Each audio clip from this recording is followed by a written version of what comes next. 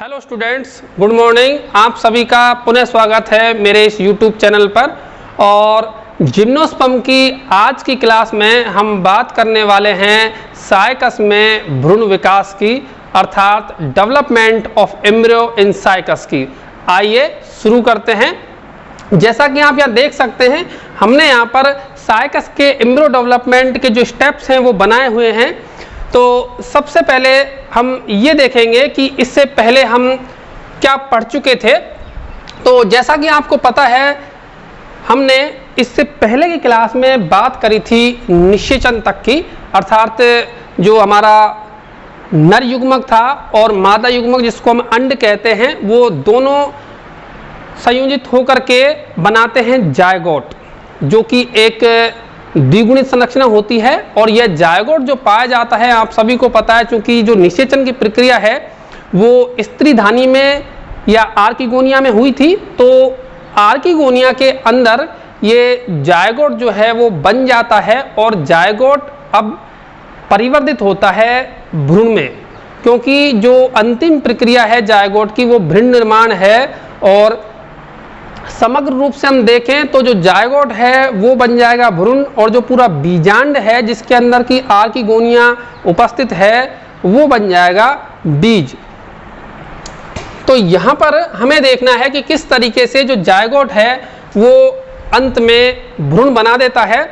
तो जो जायगोट होता है, जैसा कि आप यहाँ देख सकते हैं, हमने यहाँ जायगोट दिखाया हुआ है। इस जायगोट में जो केंद्रक पाया जाता है, सबसे पहले ये समसूत्री विभाजन करता है, और समसूत्री विभाजन के फलस्वरूप यह 2 से 4, 8, 16, 32, 64, 128 इस तरीके से इसमें फ्री न्यूक्लियर डिवीजन पाए जाते हैं। आप डायग्राम में देख सकते हैं कि किस तरीके से जायगोट का जो एक केंद्रक है पहले 2 में, और 2 के बाद फिर इस तरीके से मैंने अभी आपको बताया उसी क्रम में समसूत्री विभाजित होकर के लगातार नए केंद्रक बनाता रहेगा, जिससे कि इसमें आप देख सकते हैं कि केंद्रकों की संख्या काफी अधिक हो जाती है। और इन केंद्रकों को हम कहते हैं मुक्त केंद्रक या फ्री न्यूक्लियस या फ्री न्यूक्लियाई। चूंकि यहाँ पर भित्ति निर्माण अभी प्रारंभ नहीं हुआ है, इसलिए इनको हम फ्री न्यूक्लियाई कहते हैं। आप देख सकते हैं कि जायगोट जो है इस कार्य को करने से पहले अपने आकार में भी काफी बढ़ोतरी कर लेता है। दूसरे शब्दों में हम ये कह सकते हैं कि पहले जो है वो जायगोट के आकार में बढ़ोतरी होती है, और जब जायगोट का जिस तरीके से केंद्रक के विभाजन चलते रहते हैं तो जायगोट का जो आकार है वो भी धीरे धीरे बढ़ता रहता है। अर्थात ये जो है स्त्रीधानी का जो पूरा क्षेत्र है उसको यह घेर लेगा, और जैसे जैसे ये केंद्रक बनते जाते हैं तो ये केंद्रक परिधि की ओर अरेंज हो जाएंगे, विन्यासित हो जाएंगे। आप चित्र में देखिए कि किस तरीके से ये जो केंद्र हैं वो परिधि के चारों ओर अभिविन्यासित या ओरिएंट हो गए हैं, और बीच में जो है इनके अभिविन्यासित होने से एक रिक्तिका बन जाएगी, जिसे हम वैक्यूल यहाँ पर हमने लिखा हुआ है। तो वैक्यूल या रिक्तिका का निर्माण बीच में हो जाएगा, और ये चारों तरफ जो है मुक्त केंद्रक उस रिक्तिका के पाए जाएंगे। आप अगले चित्र में देख सकते हैं कि इन मुक्त केंद्रकों की संख्या जो है काफी बढ़ चुकी है, क्योंकि लगातार समसूत्री विभाजन इसमें हो रहे हैं। तो और बीच में जो है ये वैक्यूल जो है पाई जाएगी। अब जब एक संख्या प्राप्त हो जाती है फ्री न्यूक्लियाई की, तो अब इसमें जो भित्ति निर्माण है वो प्रारंभ हो जाएगा। और भित्ति निर्माण जो प्रारंभ होता है केंद्रकों का, वो होता है इसके बेसल पार्ट से, या जो आधारी सिरा है इस जायगोट का, उससे शुरू होगा। ये जो आधारी सिरा है वो आगे चल करके भ्रूण में परिवर्तित हो रहा, तो इसीलिए इसको हम कह रहे हैं एम्ब्रियोनल रीजन, या इसको हम एम्ब्रियोनल जोन भी कह सकते हैं, क्योंकि ये जो बेसिक पार्ट है इसका, ये जो बेसल सिरा है, ये आगे चल करके भ्रूण बनाएगा। तो जो भित्ति निर्माण शुरू होगा वो परिधि से केंद्र की ओर शुरू होगा। और इधर अगर हम बात करें तो ये जो इसका निचला वाला जो पार्ट है, या इसको दूसरे शब्दों में हम ऐसे कह सकते हैं कि जो हमारा माइक्रोपाइल या बीजांड द्वार है, उससे जो विपरीत दिशा वाला क्षेत्र है वहां से इसका कोशिकीयकरण होना शुरू हो जाएगा। अर्थात जो फ्री न्यूक्लियाई हैं उनमें भित्ति निर्माण की प्रक्रिया जो होगी वो शुरू हो जाएगी।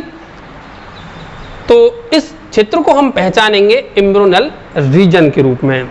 आप अगले डायग्राम में देख सकते हैं कि यहाँ पर ये जो फ्री न्यूक्लियाई हैं, ये फ्री न्यूक्लियाई बन चुके हैं अब कोशिका, अर्थात ये धीरे धीरे इनके चारों तरफ जो है भित्ति निर्माण हो चुका है।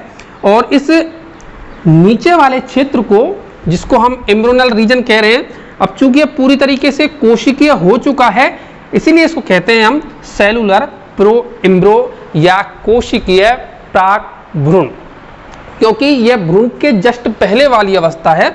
और ऊपर जो है अब ये धीरे धीरे भी जो न्यूक्लियाई फ्री हैं, ये भी अब धीरे धीरे कोशिकीय अवस्था की ओर जाएंगे, अर्थात यहाँ भित्ति निर्माण जो है वो प्रारंभ हो रहा है। तो कहने का मतलब ये है कि सबसे पहले जो भित्ति निर्माण होगा वो इसके जो एम्ब्रियोनल पार्ट है उसका होगा, क्योंकि नीचे वाले भाग से ही एम्ब्रियो बनना है। अब हम देख सकते हैं कि अब जो है इसके पश्चात लगभग जो पूरा क्षेत्र था वो कोशिकीय हो जाता है, और इस पूरी संरचना को हम कहते हैं प्रो एम्ब्रियो या प्राक भ्रूण। इस प्राक भ्रूण में हम देखें तो 3 क्षेत्र बाद में बन जाते हैं। इसका जो शीर्षस्थ क्षेत्र है इसको हम कहते हैं हिस्टोरिया के रूप में ये परिबद्ध हो, मतलब परिवर्तित हो जाएगा, अर्थात इसको हम हिंदी में चूसकांग भी कह सकते हैं। तो ये जो चूसकांग है, जैसा कि आपको इसके नाम से ही पता चल रहा है, ये काम करेगा चूषण करने का, अर्थात यह भोज्य पदार्थों का आसपास के क्षेत्र की जो कोशिकाएं होती हैं उनसे भोज्य पदार्थों को अवशोषित करने का कार्य करता है, और अवशोषित करके परिवर्तनशील जो भ्रूण है, अर्थात जो भ्रूण विकसित हो रहा है, उसको पहुंचाने का कार्य करता है यह हिस्टोरिया या चूसकांग। दूसरे क्षेत्र की अगर हम बात करें इसमें, तो चूसकांग के नीचे वाला जो क्षेत्र होता है वो होता है सस्पेंसर या निलंबक। निलंबक या सस्पेंसर जो है, इससे भ्रूण जो है एक तरीके से कह सकते हैं कि हम संलग्न रहता है नीचे की ओर, अर्थात इसको लटकाए रखता है। हम दूसरे शब्दों में कहें, ये सस्पेंसर इस भ्रूण को नीचे तक धकेल देता है ऊतकों के अंदर, जिससे कि भ्रूण को पर्याप्त पोषण मिलता रहे, और साथ ही साथ ये मदद करता है इस चूसकांग से भोजन को पहुंचाने में एम्ब्रियो तक। ऊपर वाला जो चूसकांग क्षेत्र था, यह चूसकांग क्षेत्र जो माइक्रोपाइलर रीजन के जो आसपास के ऊतक हैं उनसे भोजन लेता है और सस्पेंसर को पहुंचा देता है, और अंत में ये एम्ब्रियो तक पहुंचा दिए जाते हैं। और अभी जैसा कि आपको बताया कि जो सस्पेंसर है या जो हमारा निलंबक है वो काम करेगा इसको अंदर तक पहुंचाने का। अब हम तीसरे पार्ट की बात कर लेते हैं, जो कि है हमारा भ्रूण। भ्रूण आप देख सकते हैं, ये नीचे वाले जो पार्ट्स है वो उसका भ्रूण का निर्माण करेगा, जिसको हम अब तक पढ़े आ रहे थे प्रो एम्ब्रियो के रूप में। अब धीरे धीरे ये एम्ब्रियो बन जाएगा, पूर्णतः इसमें कोशिकाएं विकसित हो जाएंगी, और ये एम्ब्रियो अब समय के साथ साथ वृद्धि करेगा, और वृद्धि के फलस्वरूप इसमें जो 2 शीर्ष भाग हैं उनकी वृद्धि होगी, जिनको हम कहते हैं कोटिलीडन या बीजपत्र। ये दोनों ही जो बीजपत्र होते हैं वो थोड़े से साइज में असमान होते हैं, अर्थात एक बड़ा होता है इनमें से और एक छोटा होता है। सामान्य तौर पर साइकस के अंदर 2 बीजपत्र पाए जाते हैं, लेकिन कभी कभी 3 बीजपत्र का भी विकास कुछ जातियों में देखा गया है। अगले डायग्राम में आप देख सकते हैं कि यहाँ पर किस तरीके से पूर्ण जो परिपक्व साइकस के अंदर जो भ्रूण होता है वो किस तरीके का होता है। आप देखिए, जैसा कि मैं अभी आपको बता रहा था कि इसके जो भ्रूण के 2 सिरे हैं वो वृद्धि करते हैं और वो कोटिल्यूडन के रूप में विकसित हो जाएंगे, जिनको हम बीजपत्र भी कहते हैं। इन कोटिल्यूडन्स के बीच का जो सिरा है वो वृद्धि नहीं करता है। इस क्षेत्र को हम कहते हैं प्लूम्यूल या प्रांकुर। यह प्रांकुर वही क्षेत्र होता है जिससे आगे चल करके तने का विकास होगा। जब यह अंकुरित होगा, पादप या बीज कहें, बीज अंकुरित होगा, तो यही प्लूम्यूल जो है वो आगे चल करके तने के रूप में विकसित होगा। इसके हम कोटिलीडन के नीचे की अगर बात करें तो जो निचले वाला जो हिस्सा है उसको हम कहते हैं रेडिकल या मूलांकुर। यह मूलांकुर भ्रूण में वो क्षेत्र होता है जहाँ से मूलों का विकास होता है, जहाँ से प्राथमिक मूल निकलेगी या प्राइमरी रूट जहाँ से बनेगी, उस क्षेत्र को हम कहते हैं परांकुर। और ये जो सस्पेंसर है, बाद में जब भ्रूण का निर्माण पूरा हो जाएगा तो जो सस्पेंसर है उसका कार्य कुछ रह नहीं जाता, क्योंकि जब भ्रूण है वो पूर्णतः विकसित हो चुका है। तो ऐसे में जो सस्पेंसर है वो धीरे धीरे नष्ट हो जाता है। या देख सकते हैं कि हमने लिखा हुआ है डिसइंटीग्रेटिंग सस्पेंसर, अर्थात नष्ट होता हुआ सस्पेंसर। तो साथ ही साथ एक चीज और यहाँ बताना चाहेंगे कि इसमें जो कोलियोराइजा है या मूलांकुर चोल है उसका विकास भी यहाँ पर हो जाता है रेडिकल के पास में। और एक बीज पत्राधार या हाइपोकोटाइल जो है तने और कोटिलीडन्स के पास में यहाँ पर एक पैड के रूप में पाया जाता है, हाइपोकोटाइल या बीज पत्राधार। तो ये तो बात हो गई इसके परिपक्व भ्रूण के संरचना की, और साथ ही साथ किस तरीके से जायगोट से भ्रूण का निर्माण होता है, जिसको हम डेवलपमेंट ऑफ एम्ब्रियो कह रहे थे। ये बात पूरी हो गई भ्रूण विकास की। अब हम बात करेंगे कि साइकस का जो परिपक्व बीज है वो किस तरीके का होता है।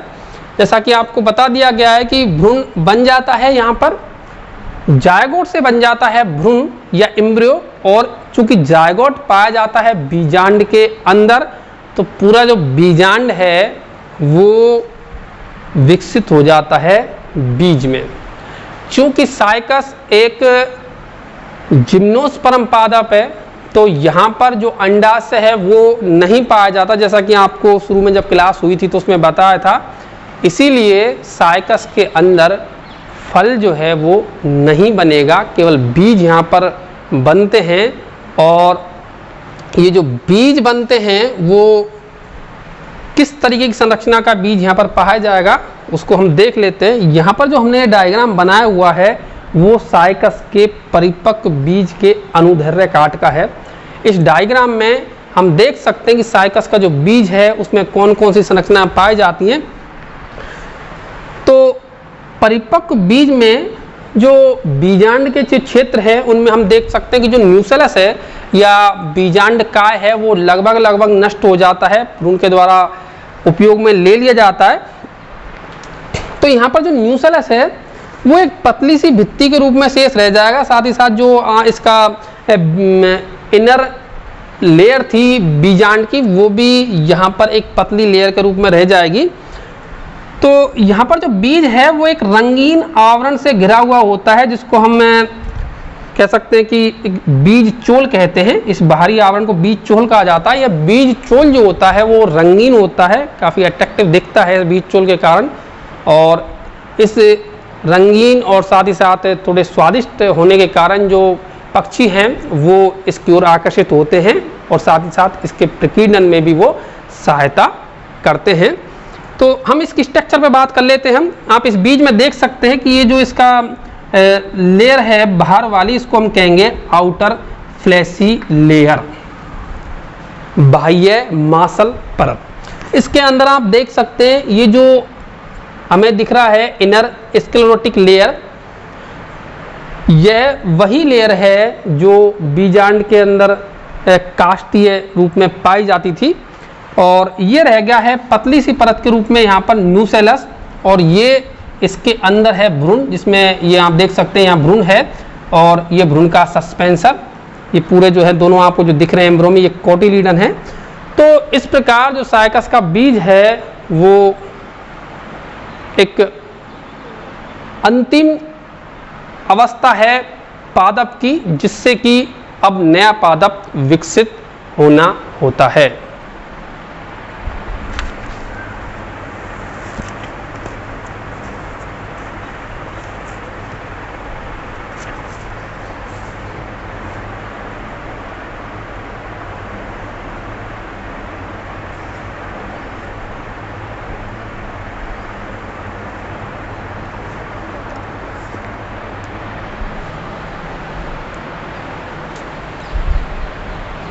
साइकस का जो बीज है वो प्रदर्शित करता है इसकी 3 प्रावस्थाओं को। साइकस की 3 प्रावस्थाएं इस बीज में विद्यमान हैं।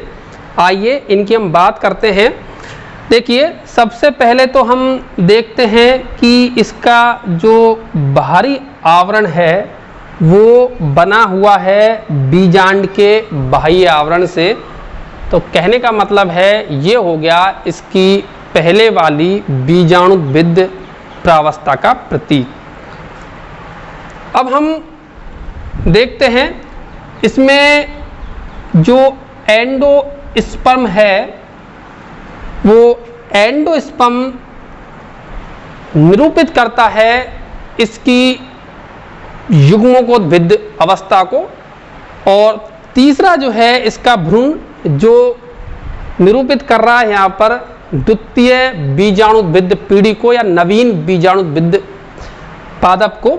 तो इस प्रकार साइकस के बीज में 3 पीढ़ियाँ हम देख सकते हैं, और आपको पूर्व में बता दिया गया है कि इनके साइकस के जो बीज हैं वो स्वादिष्ट होते हैं, इसीलिए इनका जो विशेषकर बीज चोल जो है वो स्वादिष्ट होता है, इसीलिए पशु पक्षी जो है इनके बीजों की ओर आकर्षित होते हैं और इनका प्रकीर्णन करते हैं। प्रकीर्णन का तात्पर्य आप जानते हैं कि किसी पौधे के बीजों को एक स्थान से दूसरे स्थान पर अन्य सजीवों के द्वारा जो ले जाने की प्रक्रिया है उसको हम प्रकीर्णन करते हैं, और यह प्रकीर्णन सहायक होता है पादप के जगह जगह उगने में या विकसित होने में। तो एक बहुत महत्वपूर्ण प्रक्रिया विकास के लिहाज से प्रकीर्णन।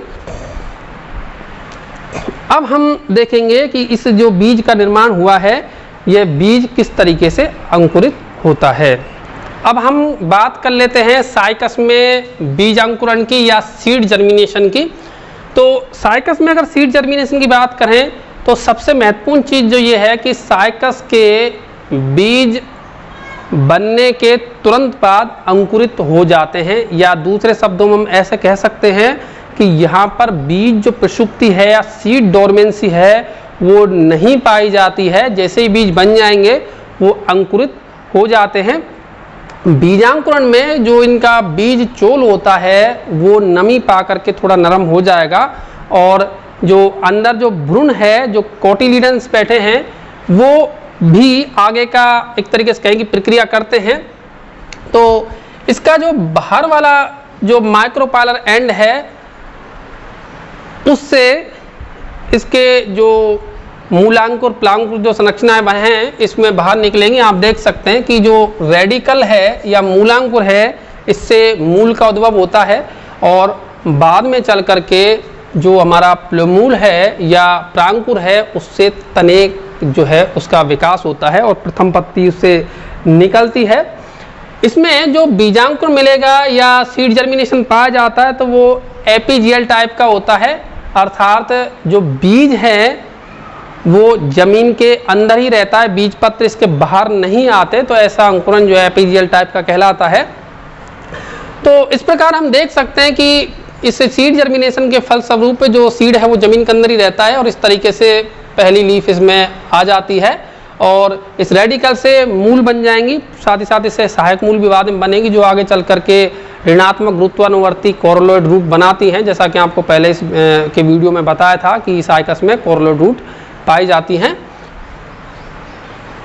अब इस पादप में धीरे धीरे जब ये जर्मिनेशन हो जाएगा सीड का और पादप बन जाएगा तो इसमें पत्तियां समय के साथ साथ बनती रहती है। साइकस की जो ग्रोथ है वो काफ़ी लेट होती है। आप सभी जानते हैं कि साइकस का पौधा समय के साथ बहुत कम वृद्धि दिखाता है। सीड जर्मिनेशन के बाद में अब हम बात करेंगे साइकस के इकोनॉमिक इम्पोर्टेंस की या साइकस का क्या आर्थिक महत्व है उसकी। यहाँ पर हम कुछ जो इसका इकोनॉमिक इम्पोर्टेंस है उसके महत्वपूर्ण जो चीज़ें हैं उनसे आपको अवगत कराएंगे। इकोनॉमिक इम्पोर्टेंस में आप सभी जानते हैं कि जो साइकस की स्पीसीज है साइकस रिवुलेटा, इस रिवुलेटा का जो उपयोग है वो किया जाता है साबूदाना प्राप्त करने में, इसीलिए इसको हम शैगोपाम भी कहते हैं क्योंकि इसकी जो तने का जो वलकुट भाग है और साथ ही साथ इसकी जो मज्जा है उसमें स्टार्च की मात्रा काफ़ी अधिक रहती है, इसलिए इससे साबूदाना प्राप्त किया जाता है। इसके बीजों में भी स्टार्च की काफ़ी मात्रा मौजूद रहती है, इसीलिए ये जो है साबूदाना प्राप्त करने के काम में लिया जाता है। आपसे परीक्षा में प्रश्न पूछा भी जा सकता है कि साइकस की किस स्पीसीज को हम सैगोपाम कहते हैं, तो वो साइकस रिवुलेटा आप उसमें आंसर दे के आएंगे। इसके अलावा साइकस पादप की जो पत्तियां हैं वो बड़े काम की होती हैं। इनका प्रयोग किया जाता है टोकरियां बनाने में, रस्सी बनाने में, और साथ ही साथ जो अन्य जो वस्तुएं हैं उन बनाने में विभिन्न क्षेत्रों में किया जाता है। साइकस के जो बीज हैं अभी आपको बताया कि पशु पक्षियों को बड़े काम के होते हैं, उनको बड़े चाव से ये खाते हैं। इसके अलावा साइकस जैसा कि हम सभी जानते हैं बहुत सजावटी पादप है, तो इसका प्रयोग जो है गिरजाघरों में, गार्डन्स में, इसके अलावा मंदिरों में, होटल्स में, सभी जगह सजावट के तौर पर किया जाता है। इसकी जो पत्तियां होती हैं उनको भी प्रयोग में लाया जाता है सजावट में, क्योंकि इसकी जो पत्तियां हैं उनको गुलदस्तों वगैरह में कह सकते हैं कि फूलों के साथ में फिट किया जाता है। तो ये जो है एक तरीके से सजावट के तौर पर इसकी पत्तियां काम में आती हैं, और पूरा वृक्ष जो है वो सजावटी वृक्ष के रूप में भी काम में आता है, जो कि हमें प्रमुखता से देखने को मिलता है गार्डन्स में।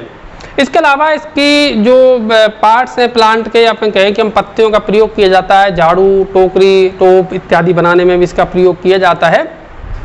कुछ देशों में साइकस से शराब वगैरह का भी जो है निर्माण किया जाता है। इसके अलावा साइकस रंभाई जो पौधा है, इसके जो बीज हैं वो भून करके खाए जाते हैं, और इसके तने से एक प्रकार का गोंद भी निकाला जाता है। साइकस की जो अन्य स्पीसीज हैं जैसे कि साइकस बैडुमाई, साइकस रम्फाई, वो भी सभी काम की हैं, और क्षेत्रवार हिसाब से इनको अलग अलग तरीके से काम में लिया जाता है।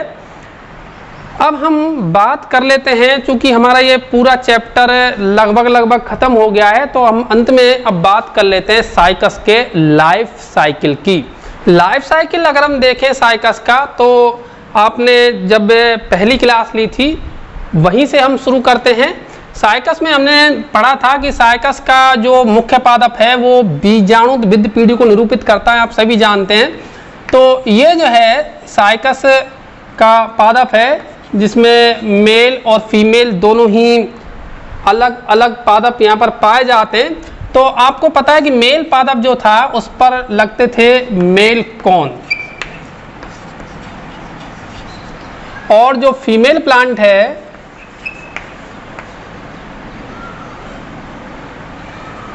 फीमेल प्लांट पर चूंकि फीमेल कॉन तो नहीं पाए जाते, उसकी जगह पर पाए जाते हैं यहाँ पर मेगा स्पोरोफिल।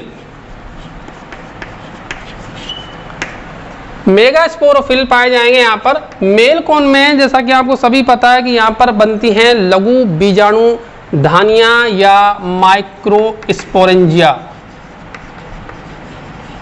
माइक्रोस्पोरेंजिया निचली सतह पर लगती थी, क्योंकि मेल कॉन के अंदर जो लगते थे उनको हम कहते थे माइक्रोस्पोरोफिल संरचनाएं लगती थी, और इन माइक्रोस्पोरोफिल की निचली सतह पर लगती थी माइक्रोस्पोरेंजिया। ठीक इसी प्रकार जो हमारा मेगा स्पोरोफिल है, इस मेगा स्पोरोफिल पर लगते हैं बीजांड या ओव्यूल। माइक्रोस्पोरेंजिया के अंदर निर्माण होता था माइक्रोस्पोर मदर सेल का,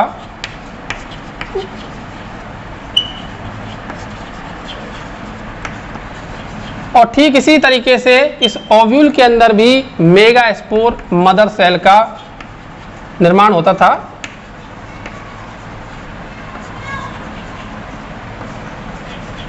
ये माइक्रोस्पोर मदर सेल्स जो है अर्धसूत्री विभाजन के द्वारा, यहाँ पर देखिए आपको मियोसिस देखने को मिलेगा, मियोसिस के द्वारा ये बनाती है माइक्रोस्पोर, जो बाद में चलकर के परागण के रूप में परिवर्तित हो जाते हैं। माइक्रोस्पोर जो हैं वो एगुणित होते हैं और निरूपित करते हैं यहाँ पर युग्मकोद्भिद या गैमेटोफाइट पीढ़ी को। माइक्रोस्पोर मदर सेल्स तक की जो कोशिकाएं हैं वो द्विगुणित होती हैं, और यह निरूपित करती हैं प्रथम बीजाणुद्भिद पीढ़ी को। इसी तरीके से मेगास्पोर मदर सेल्स में भी जो है मियोसिस देखने को मिलता है, और मियोसिस होने के फलस्वरूप इसमें मियोसिस हो जाएगा, और इससे बनेंगे आगे चल करके मेगा स्पोर।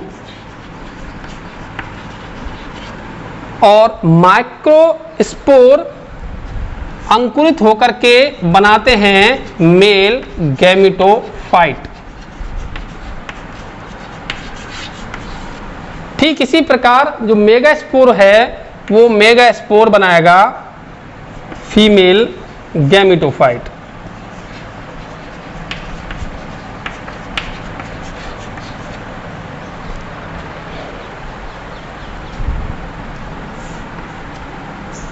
मेल गैमेटोफाइट में आपने देखा था निर्माण होता था हमारे नर युग्मकों का या मेल गैमेट का, जिसको हम चलपूमणु यहाँ कह रहे थे। फीमेल गैमेटोफाइट की बात करें तो यहाँ आपको सभी को पता है कि फीमेल गैमेटोफाइट में स्त्रीधानी या आर की गोनियां बनती हैं और आर की गोनियां में आगे चल करके एक का विकास होता है। तो इस प्रकार हमारे पास मेल और फीमेल दोनों ही गैमेट बन जाते हैं। ये मेल गैमेट है और फीमेल गैमेट को हम एक कहते हैं और इन दोनों के संयोजन की प्रक्रिया को हम कहते हैं फर्टिलाइजेशन या निषेचन। तो निषेचन के बाद में जायगोट का निर्माण होता है और जायगोट जैसा कि हमने अभी पढ़ा, जायगोट में आगे चल करके निर्माण होगा जायगोट से एम्ब्रियो का और यह एम्ब्रियो बंद रहता है आपके सीड के अंदर, क्योंकि पूरा जो हमारा ओव्यूल है वो ओव्यूल सीड में बदल जाता है और ये जो सीड है वो अंकुरित होकर के वापस बनाते हैं हमारे इस प्लांट को। तो इस प्रकार हम देख सकते हैं कि साइकस का जो जीवन चक्र है वो चलता है। इसमें फर्टिलाइजेशन से जो पहले की अवस्थाएं हैं एग और फीमेल गैमेटोफाइट, ये तो जो हैं अगुणित प्रावस्थाएं हैं और बाकी की जो प्रावस्थाएं हैं वो द्विगुणित प्रावस्थाएं हैं। इस तरीके से साइकस में जीवन चक्र हमें देखने को मिलता है, जिसमें प्रमुख पीढ़ी हमें देखने को मिलेगी स्पोरोफाइट जो कि द्विगुणित होती है, जिसको हम बीजाणुविद पीढ़ी कहते हैं, और कम समय के लिए देखने को मिलती है हमको अगुणित पीढ़ी, जिसको हम कहते हैं युग्मकोद्भिद प्रावस्था या गैमेटोफिटिक जनरेशन। और ये दोनों ही जो प्रावस्थाएं हैं एक के बाद एक क्रम में आती हैं, इसीलिए इसको हम कहते हैं पीढ़ी एकांतरण या अल्टरनेशन ऑफ जनरेशन। इसी के साथ साइकस की हमारी यह क्लास यहीं पर समाप्त होती है और साथ ही साथ हमारा जो साइकस का चैप्टर है वो भी समाप्त होता है। हमने साइकस के जो है कई सारे भागों को इन वीडियो के माध्यम से पढ़ा। नेक्स्ट क्लास में हम बात करेंगे पाइनस के बारे में, और अगर आपको मेरे यह क्लास पसंद आई तो आप इसे लाइक करें और शेयर करें और साथ ही साथ चैनल को सब्सक्राइब करना नहीं भूलें। Thank you.